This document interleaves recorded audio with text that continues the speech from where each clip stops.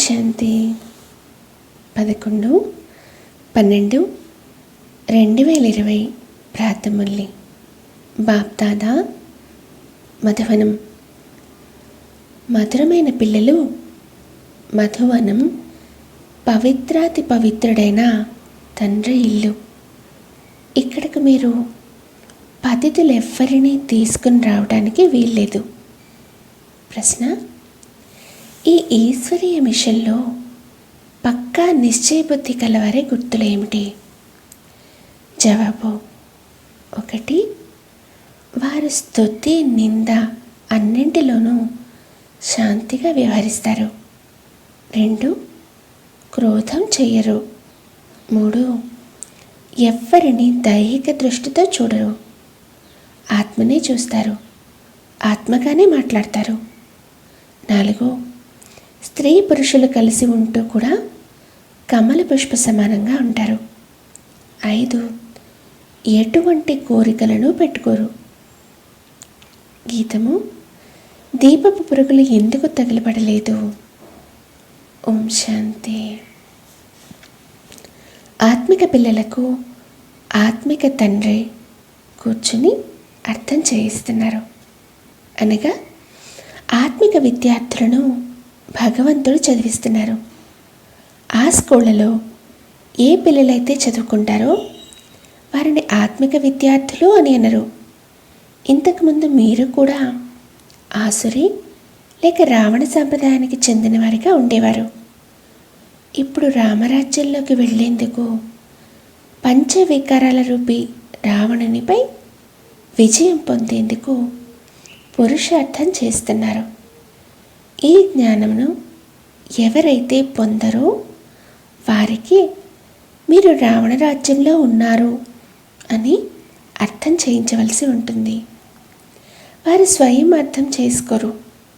మేము అనంతమైన తండ్రి వద్ద చదువుకుంటున్నాము అని మీ మిత్ర సంబంధీకులు మొదలైన వారికి చెబితే వారు నిశ్చయం ఏర్పరచుకుంటారని కాదు. ఎంతగా బాబా చెప్పినా లేక భగవంతుడు చెప్పినా నిశ్చయం ఏర్పరచుకోరు. కావున కొత్త వారికి ఇక్కడికి వచ్చే అనుమతి లేదు.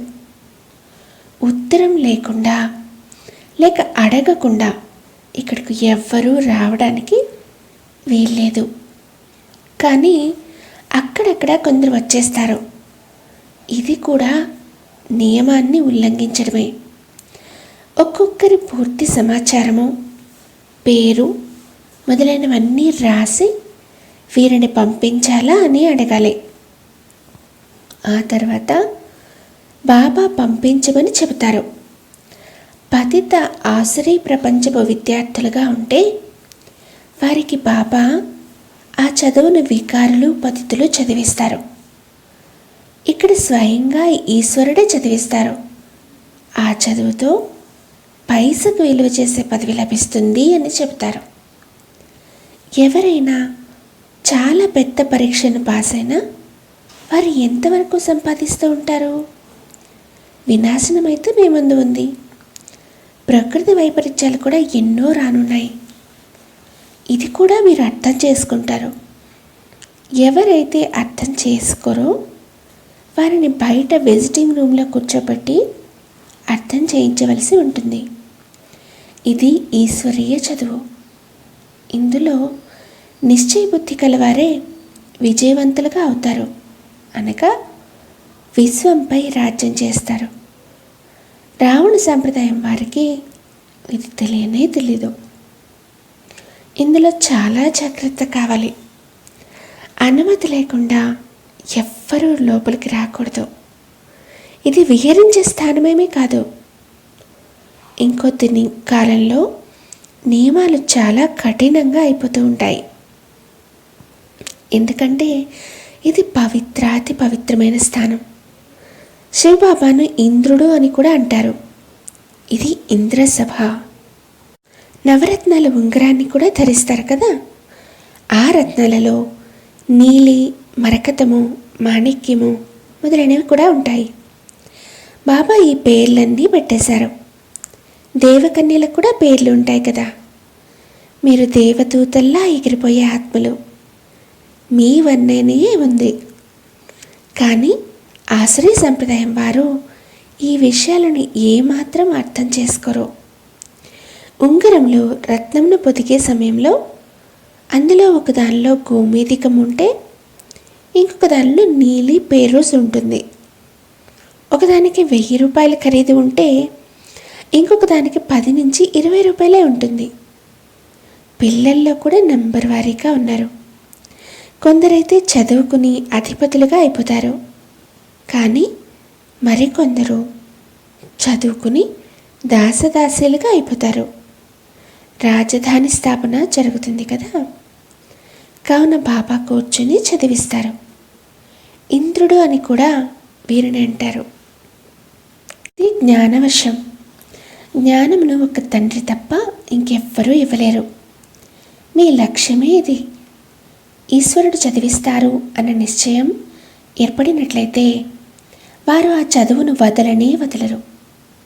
ఎవరైతే రాతి బుద్ధి కలవారిగా ఉంటారో వారికి ఎప్పుడూ బాణం తగలదు. నడుస్తూ నడుస్తూ మళ్ళీ పడిపోతారు. పంచవికారాలు అర్థకల్పపు శత్రువులు. దేహాభిమానంలోకి వచ్చి దెబ్బ వేసేస్తారు. మళ్ళీ అర్థకల్పం వింటారు, గానం చేస్తారు, పారిపోతారు. మాయ చాలా శక్తివంతమైనది. ఒక్క దెబ్బతో పడేస్తుంది. మేము ఎప్పుడూ పడము అని భావిస్తారు. అయినా మాయ దెబ్బ వేసేస్తుంది. ఇక్కడ భార్యాభర్తలిద్దరినీ కూడా పవిత్రంగా చేయడం జరుగుతుంది. దీనిని ఈశ్వరుడు తప్ప ఇంకెవ్వరూ చేయలేరు. ఇది ఈశ్వరీయ మిషన్. తండ్రిని నావికుడు అని కూడా అంటారు. మీరు నావలు. నావికుడు అందరి నావలను ఆవల తీరానికి తీసుకుని వెళ్లేందుకు వస్తారు. సత్యపు నావ డోలాయమానమవుతుంది, కానీ అది మునగదు అని అంటారు.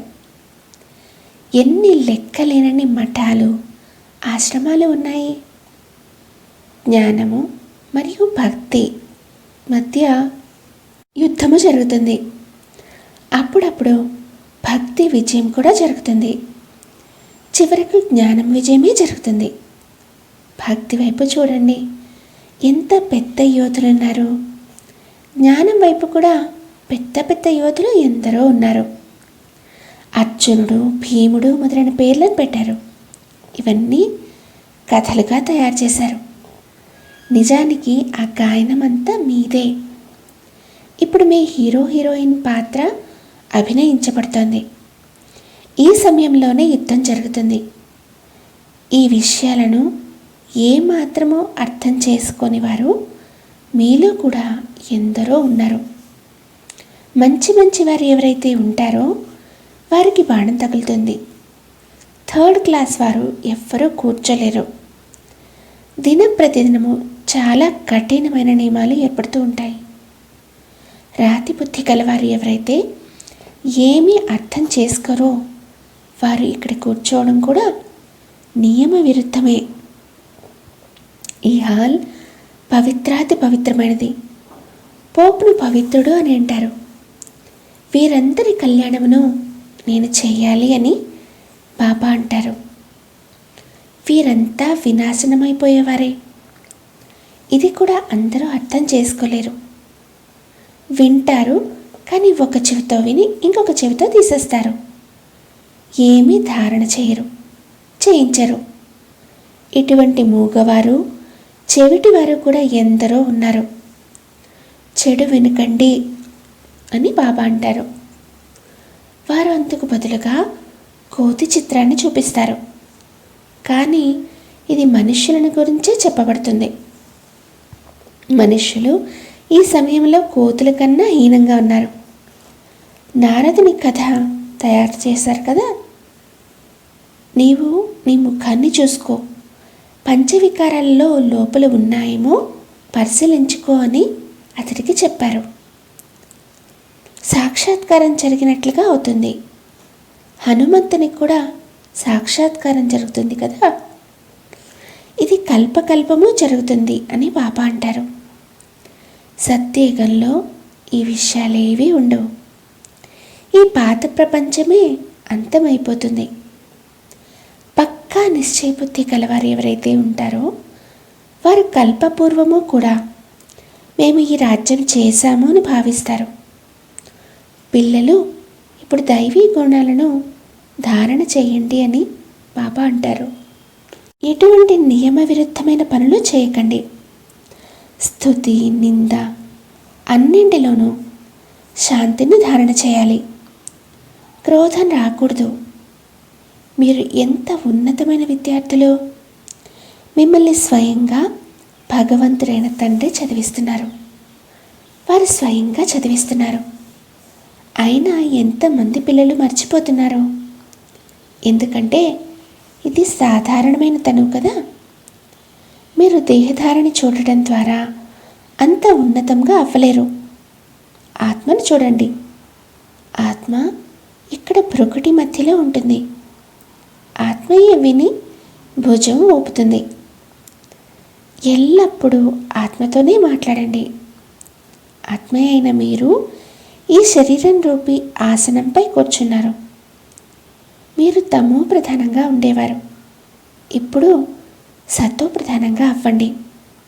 స్వయమును ఆత్మగా భావిస్తూ తండ్రిని స్మృతి చేయడం ద్వారా దేహభావము తొలగిపోతుంది. అర్థకల్పము దేహాభిమానం ఉంది. ఈ సమయంలో అందరూ దేహాభిమానులుగా ఉన్నారు. ఇప్పుడు దేహీ అభిమానులుగా అవ్వండి అని తండ్రి అంటారు. ఆత్మయే అన్నీ ధారణ చేస్తుంది. తినడం, తాగడం అన్నీ ఆత్మయే చేస్తుంది. తండ్రిని అభోక్త అని అంటారు. తాను నిరాకారుడు. ఈ శరీరధారి అన్నీ చేస్తాడు. కానీ వారు ఏమి తినరు, తాగరు. వారు అభోక్త. తినని వారు కాపీ చేస్తారు. మనుష్యులని ఎంతగా మోసగిస్తారు. మీ బుద్ధిలో ఇప్పుడు మొత్తం జ్ఞానమంతా ఉంది. కల్పపూర్వం ఎవరైతే అర్థం చేసుకున్నారో వారే అర్థం చేసుకుంటారు. నేను కల్పకల్పము వచ్చి మిమ్మల్ని చదివిస్తాను మరియు సాక్షిగా చూస్తాను అని తండ్రి అంటారు. నెంబర్ వారీగా పురుషార్థానుసారంగా ఏదైతే చదువుకున్నారో అదే చదువుకుంటారు. అందుకు సమయం పడుతుంది. కలియుగానికి ఇంకా 40,000 సంవత్సరాలు మిగిలి ఉన్నాయి అని అంటారు. మరి ఘోర అంధకారంలో ఉన్నట్లే కదా. దీనిని అజ్ఞాన అంధకారము అని అంటారు. భక్తి మార్గము మరియు జ్ఞాన మార్గమునకు ఎంతగా రాత్రికి పగలుకు ఉన్నంత తేడా ఉంది. ఇవి కూడా అర్థం చేసుకోవాల్సిన విషయాలే. పిల్లలు చాలా సంతోషంలో మునిగి తేలుతూ ఉండాలి. అన్నీ ఉన్నాయి, ఎటువంటి కోరిక లేదు. కల్పపూర్వం వలె మా కోరికలన్నీ పూర్తవుతాయి అని మీకు తెలుసు.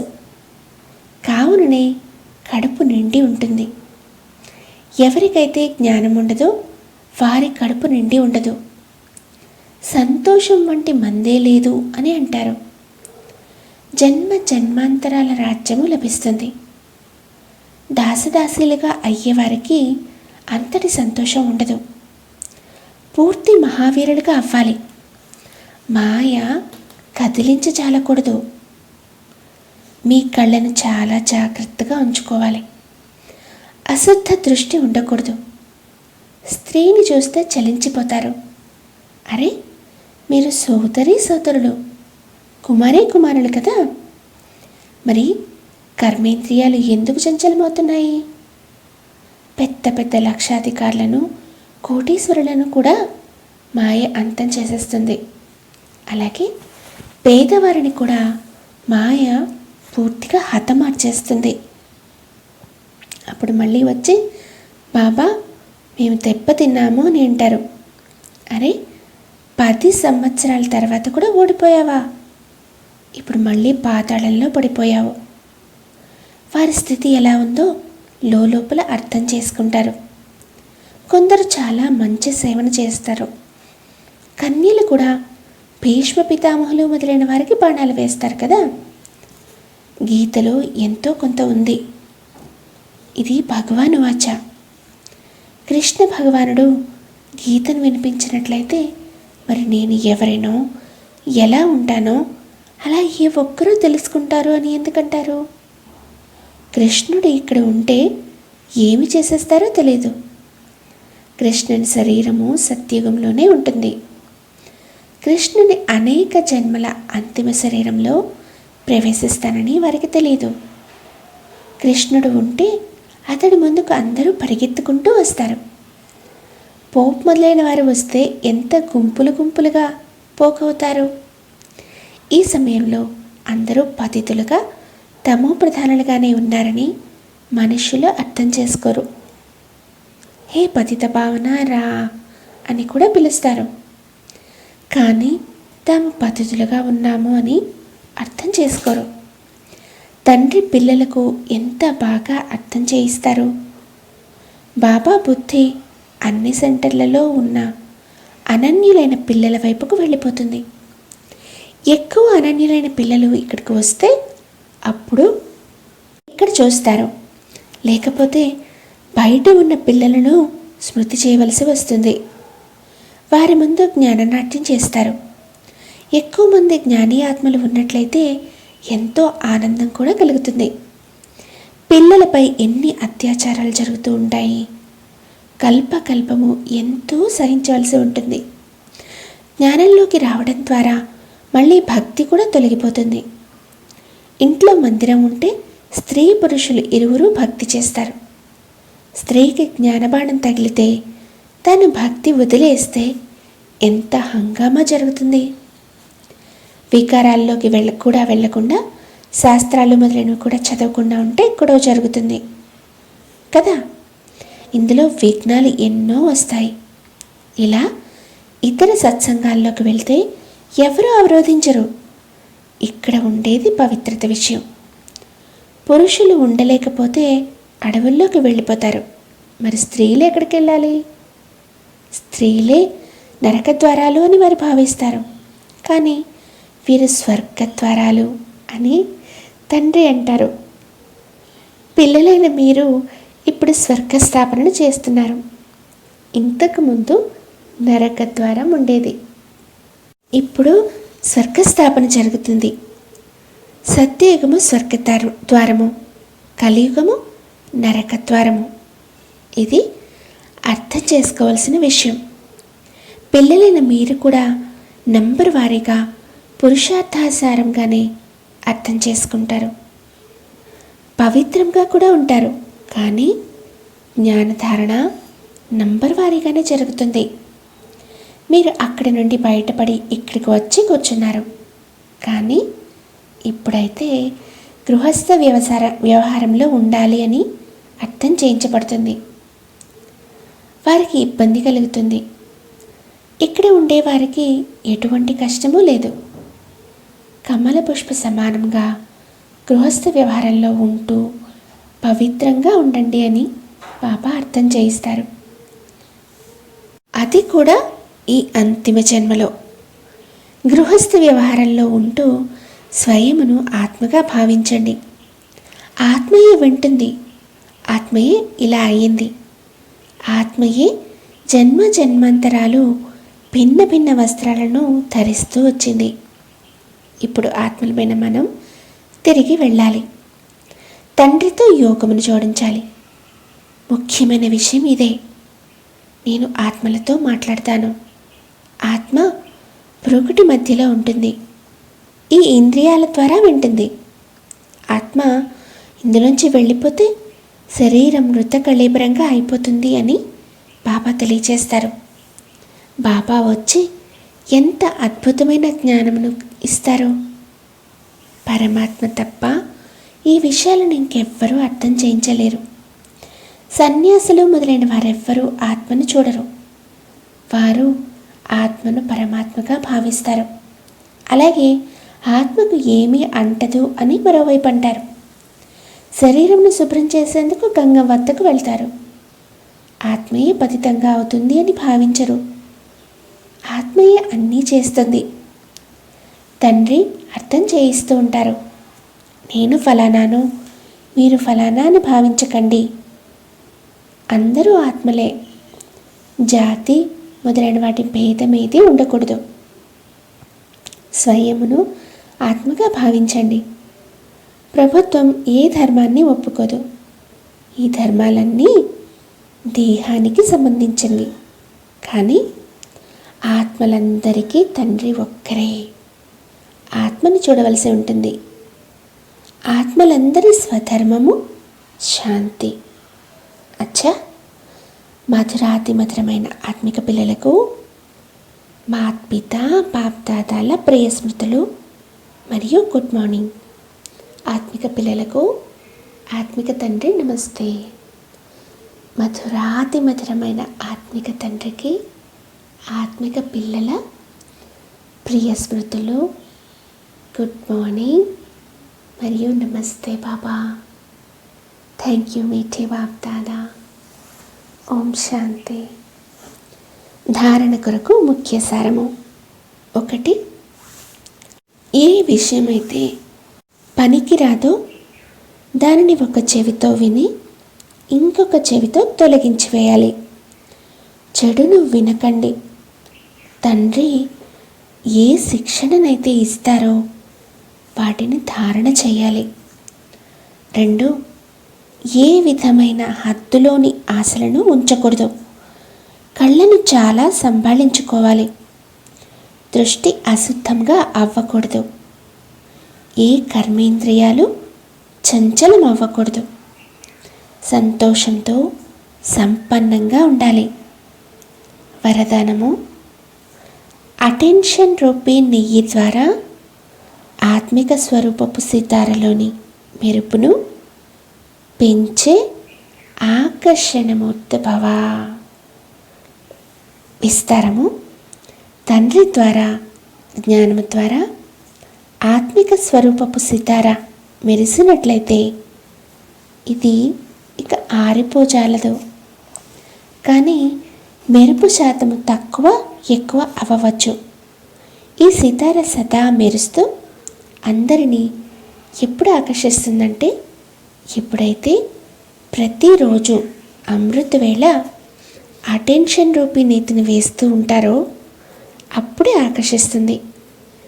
దీపంలో నేతిని వేస్తూ ఉన్నట్లయితే అది ఏ విధంగా ఏకరసంగా వెలుగుతుంటుందో అలా సంపూర్ణ అటెన్షన్ని ఇవ్వటము అనగా తండ్రి యొక్క సర్వగుణాలను మరియు శక్తులను స్వయంలో ధారణ చేయటము. ఈ అటెన్షన్ ద్వారా ఆకర్షణ మూర్తులుగా అయిపోతారు. స్లోగన్. అనంతమైన వైరాగ్య వృత్తి ద్వారా సాధన అనే బీజమును ప్రత్యక్షము చేయండి. ఓం శాంతి.